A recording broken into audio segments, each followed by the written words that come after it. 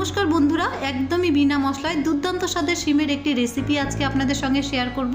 রান্নাটি করার জন্য প্রথমেই এখানে 300 গ্রাম শিম দুই পাশের আঁশটা ফেলে দিয়ে ছোট টুকরো করে কেটে তারপরে ভালো করে ধুয়ে নিয়েছি।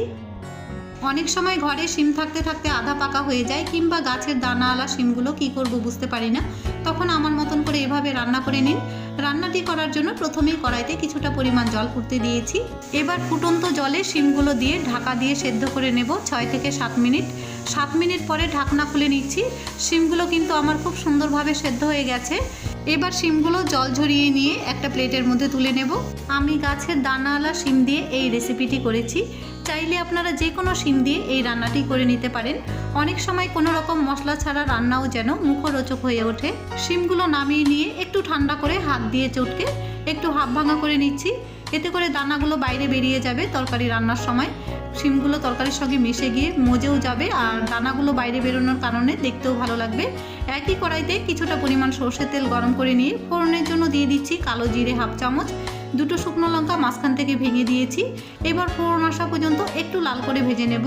চাইলে এই রান্নাটি আপনারা শুটকি মাছ দিয়েও করতে পারেন। শুকনো মাছ দিলে কিন্তু প্রথমে গরম জলে খুব ভালো করে ধুয়ে নিতে হবে, তারপরে একটু থেতো করে এই ফোড়নের মধ্যেই দিয়ে দেবেন। আর শুটকি মাছ দিলে কিন্তু অবশ্যই রাঁধুনি ফোড়ন দিতে হবে। রাঁধুনি ফোড়ন দিলে শুটকি মাছের যে আসল স্বাদ সেটা বেরিয়ে আসবে। এদিকে আমার ফোড়ন এসে গেছে। থেতো করে রাখা আদা রসুন একসাথে দিয়ে দিচ্ছি।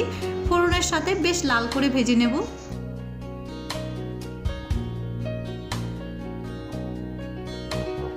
ফোড়নের সাথে আদা রসুন বেশ লাল করে ভেজে নিয়ে একটা ছোট বেগুনের অর্ধেকটা কুচি করে কেটে ফোড়নের মধ্যে দিয়ে দিচ্ছি। আর সাথে সেদ্ধ করে রাখা শিমগুলোও দিয়ে দেব। এবার ওপর থেকে দিয়ে দিচ্ছি কাঁচা লঙ্কা বাটা, লবণ দেব স্বাদ মতো, হলুদ গুঁড়ো দিয়ে দিচ্ছি হাফ চামচ।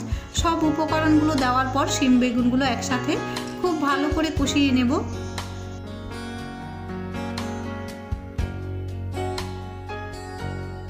গ্যাসের আঁচটা লো টু মিডিয়ামে রেখে শিম বেগুনগুলো খুব ভালো করে কষিয়ে নিয়েছি। এবার গ্যাসের আঁচটা আবারও লোতে রেখে ঢেকে রেখে দেব 7 থেকে 8 মিনিটের জন্য।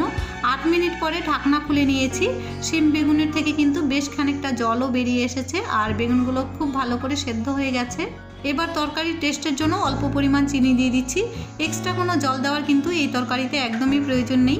বেগুনের থেকে আর শিম থেকে বেশ খানিকটা জল বেরিয়ে আসবে। গ্যাসের আঁচটা কিন্তু অবশ্যই লোতে রেখে তারপরে ঢেকে দেবেন। এবার মশলার জন্য বেশ খানিকটা ধনেপাতা আমি বেটে নেব।